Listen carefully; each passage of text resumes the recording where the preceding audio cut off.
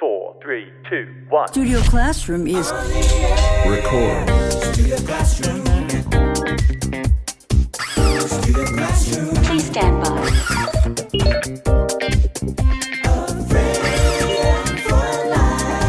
A classic. Studio Classroom. Studio Classroom. Studio Classroom. Studio Classroom is on the air. Hey everyone, welcome to Studio Classroom on the air. This is the place to come when you want to have some fun. My name is Rebecca. Well, this is the place to come when you want your English to improve as well. Have you ever felt like no matter what you do, you could never do enough? And then you begin to feel this guilt. You think that you should do more, so you try hard to do more and more. But actually, this is not a very healthy way of thinking. Today's lesson is called guilt. So we're definitely going to be discussing guilt and how to free yourself from this unhealthy guilt.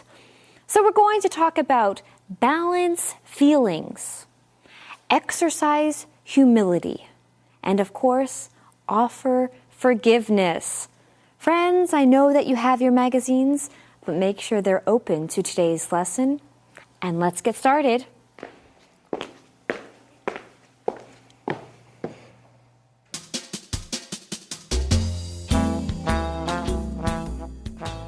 Guilt. The proper response to guilt depends on what kind of guilt you're dealing with. For false guilt, it's important to recognize that the guilt does not reflect an actual ethical failure. For example, some false guilt focuses on failing to meet expectations you had for yourself. In this case, it's important to remind yourself that you have limits. No one is perfect, and no one can do everything. So admitting your limits is actually a sign of humility. It's also important to acknowledge what you are feeling.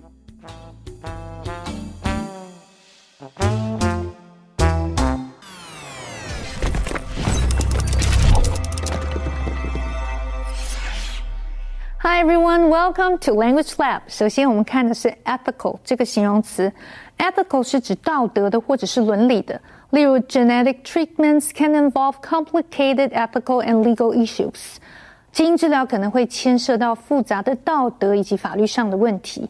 Ethical 也指合乎道德的。例如 This congressman is an ethical and trustworthy person. 这位国会议员是位道德高尚而且值得信赖的人。如果把字尾的 al 去掉 ethic 就是名词，意思是道德、行为准则或者是伦理系统。例如 discussing a patient's condition violates doctor's medical ethics. 讨论患者的病况违反了医生的医德。接下来我们看的是 humility 这个不可数名词。hum 这个字根是指地面，所以 humility 就是指谦卑或谦逊。例如 Hugh Jackman is admired not only for his talent but also for his humility. 人们不仅欣赏休·杰克曼的才华，也欣赏他的谦逊。或者是 Britney's parents taught her humility by being examples. Britney 的父母亲以身作则，教导她谦虚。她的形容词是 humble, H-U-M-B-L-E. 例如 Max is quite humble about his achievements. Max 对于自己的成就非常的谦虚。Well, today we are going to learn about the proper response to guilt. And I think this is very important because oftentimes I do believe that people might respond to guilt in an unhealthy way. So our lesson says the proper response to guilt depends on what kind of guilt you're dealing with. For false guilt, it's important to recognize that the guilt does not reflect an actual ethical failure. Right, so the idea is that you didn't actually do anything wrong. If you did something wrong, that would be an ethical failure, according to our lesson. But often, there's like a false sense of guilt. Maybe somebody else is making you feel guilty? Oh, so could that kind of be like a guilt trip? Oh, yeah. Oh, man, lots of people give guilt trips. And we've all gone on guilt trips at one time or another, right? Right, exactly. Now, the idea behind this word guilt trip is that you get this strong feeling of guilt because someone makes you feel like you did something wrong or that you forgot to do something. But oftentimes, that isn't really the case. Exactly. And so if that happens to you, if you feel like someone is giving you a guilt trip, then you could say simply, please don't give me a guilt trip. Say what it is. Tell the person what it is. Because nobody likes to be accused of giving others a guilt trip. You know, I did see a kind of a funny cartoon. It was a psychologist and a patient, speaking of guilt trips. And the psychologist is saying, after all these years, you still feel guilty? You should be ashamed of yourself. He's giving a guilt trip. He is giving a guilt trip, that's right. Well, anyway, thank you for that illustration. But let's look at another example in our lesson. For example, some false guilt focuses on failing to meet expectations you had for yourself.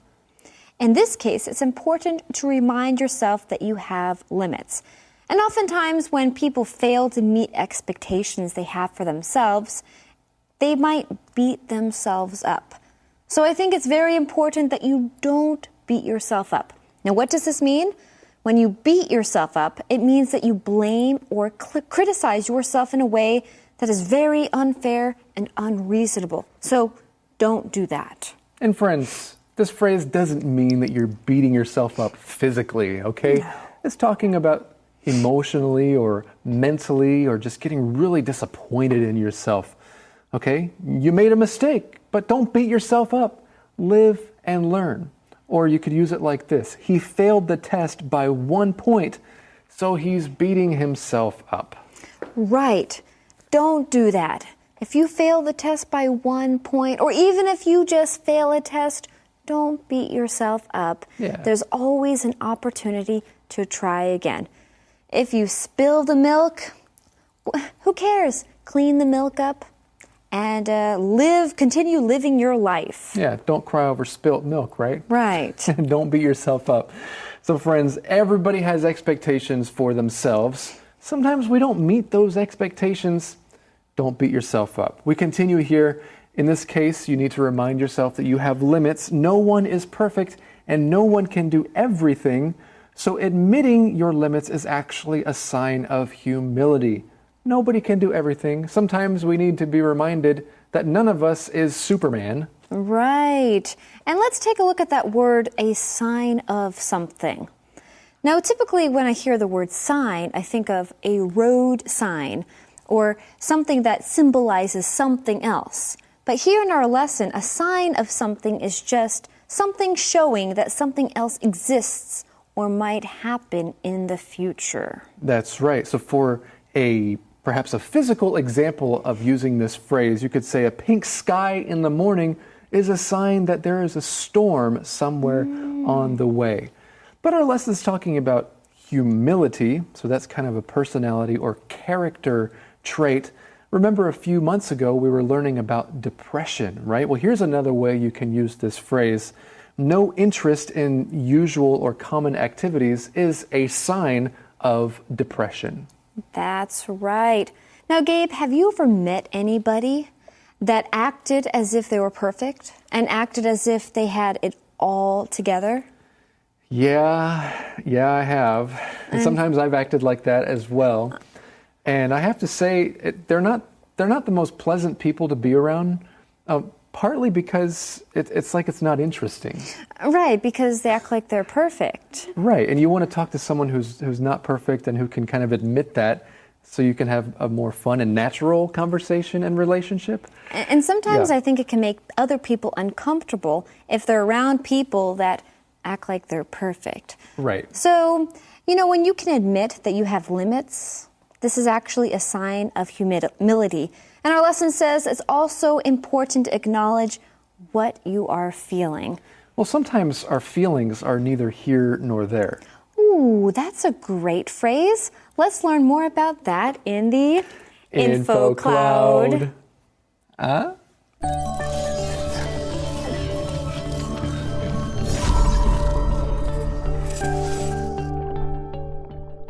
Hello, friends. Welcome to Info Cloud. Have you ever been in a discussion or argument with someone and they bring up something that you feel isn't important? You can say that thing is beside the point, meaning that it isn't the important thing. Or you can say that thing is neither here nor there. I know she is frequently late for meetings, but that is neither here nor there. The problem is that she always promises more than she can handle. This is a good example. Carolyn identifies what many people might consider to be a problem, a coworker that often can't make it to meetings on time. And that certainly is a problem. But when I say that it is neither here nor there, I mean that the problem isn't that she is late, but something else. We can also use this expression to dismiss something that isn't important. For example, if I say, Jack is thoughtful, but that is neither here nor there. The problem is that he doesn't take direction well. That means that Jack's thoughtfulness doesn't lessen the fact that he has a problem with directions. 这是一个非常特别的说法 ，neither here nor there， 不在这里，也不在那里。字面上听起来有点奇怪，但背后的含义是指一件事情根本不重要，几乎像是不存在的。She's late, but that's neither here nor there. 虽然她迟到了，但那并不重要，重要的是她的工作绩效。这个片语听起来像是现代流行语，但其实最早出现在第16世纪宗教改革家约翰加尔文的一篇讲章当中，所以算是已经流传了几百年的用语，相当有意思。这就是今天的 Info Cloud， 我们下次云端见。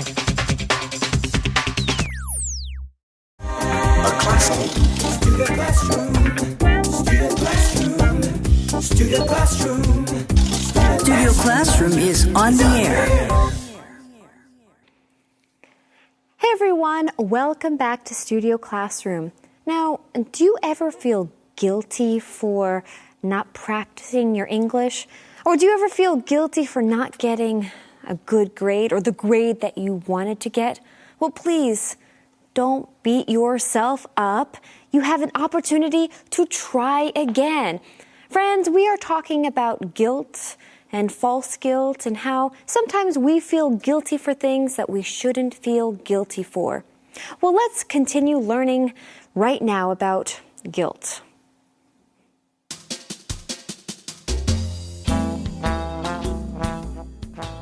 Guilt.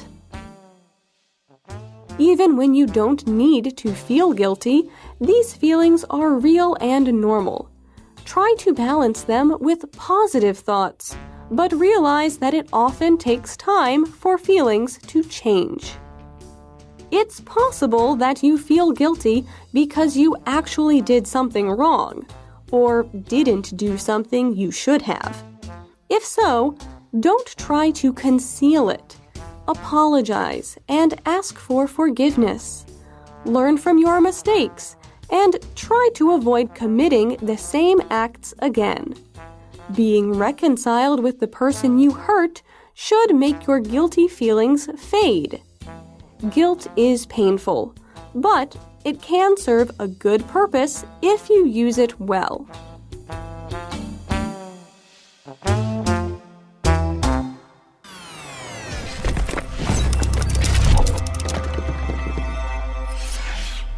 OK， 接下来我们看的是 conceal 这个动词 ，C-E-A-L 这个字根有隐藏的意思，所以 conceal 是指隐藏或隐瞒。例如 ，The attorney was charged for concealing crucial evidence。这名律师因为藏匿关键证据而被起诉。或者是 Kathy tried to conceal her disappointment with a shrug when she found out she hadn't gotten the promotion。当 Kathy 知道自己没有得到升迁时，她试着用耸肩来隐藏自己的失望。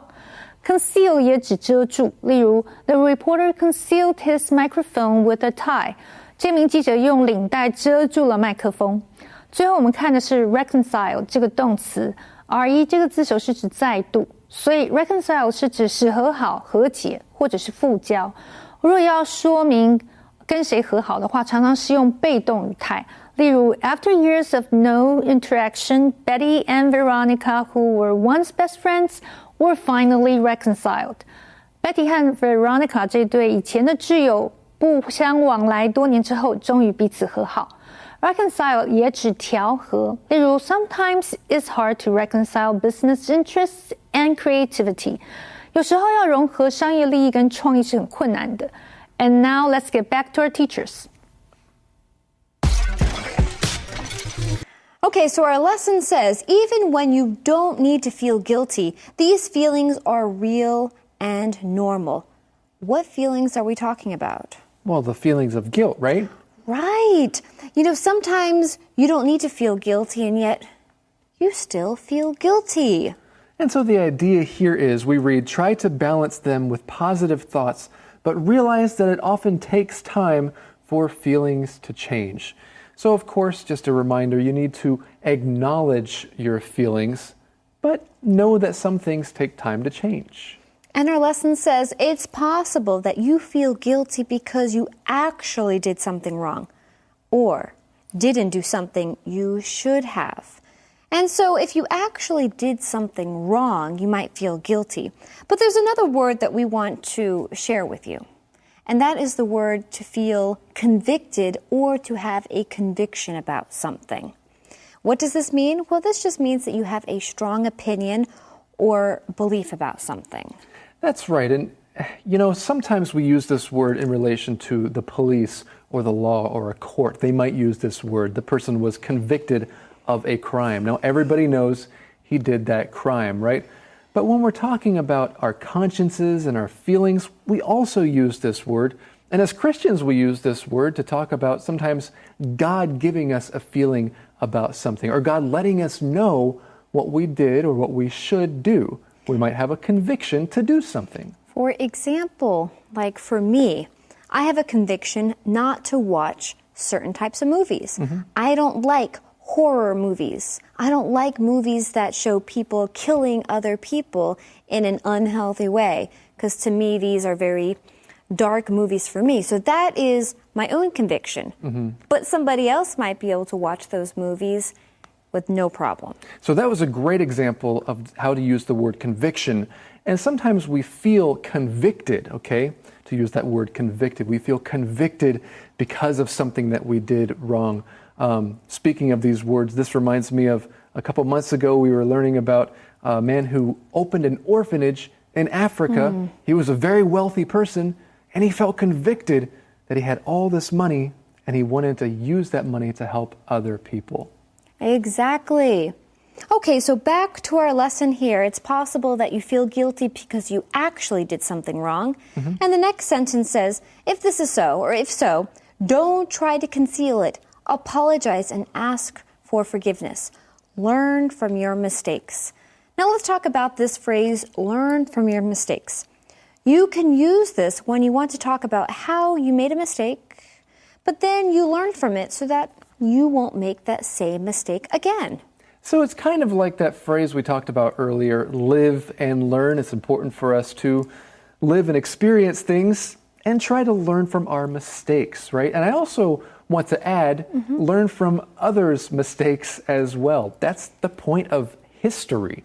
A lot of people think history is boring, but actually, if we studied history more in depth, then we could learn from other people's mistakes so we don't make those same mistakes. And hopefully, when you ask for forgiveness or apologize, you can be reconciled to the person that you hurt.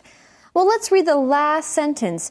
Guilt is painful, but it can serve a good purpose if you use it well. Now, to serve a purpose just means that it has a very important particular use. Yeah, for example, everybody wants to feel useful, right? I know some people, when they haven't worked for a long time, they feel like they've stopped serving a purpose. Well, that's not true. God has His timing, His perfect timing for you. Well, I know something else that serves a great purpose here at Studio Classroom, and that is a review skit.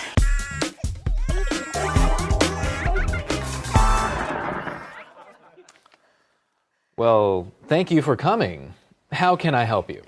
Well, doctor, I'm experiencing a most painful emotion.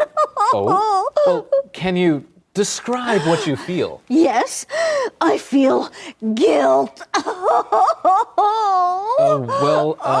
Guilt is a very common emotion. Well, guilt is a terrible emotion. I feel just awful. Well, nobody enjoys feeling guilty, but guilt serves an important purpose. It does? Well, it alerts us when we have done something wrong. Oh, is that important? Of course. It enables us to make amends, heal damaged relationships. Well, that does sound good. It can also motivate us to avoid making similar mistakes later. Oh, well, that's good too. Well, nevertheless, guilt can be destructive if it is not dealt with. It can cause you to avoid others because you're too embarrassed to apologize. Yes, exactly. Some try to avoid the pain by turning to other worse habits. Oh, no. Others try to cover up their guilt by blaming others or becoming angry. Oh, no. So how can I deal with my guilt? The proper response depends on what kind of guilt you're dealing with. Oh. Is it false guilt, or did you actually do something wrong? I actually did something wrong. So very, very wrong. Does your guilt involve another? Yes. I hurt my closest friend, and now I can't face him. Well, don't try to conceal it. Apologize and ask for forgiveness. Ask for forgiveness? Yes, and learn from your mistakes. Well, being reconciled should make your guilty feelings fade. You're right.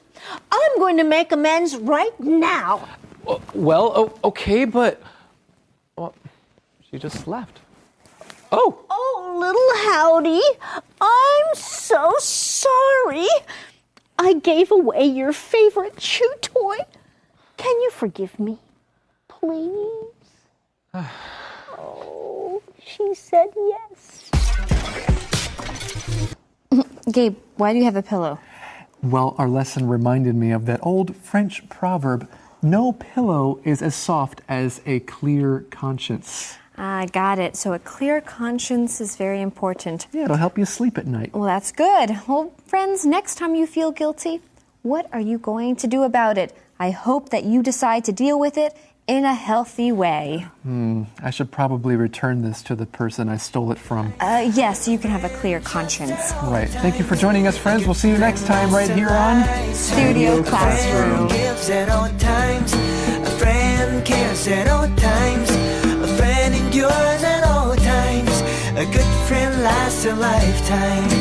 I am so proud to have you in my life. A good friend lasts a lifetime.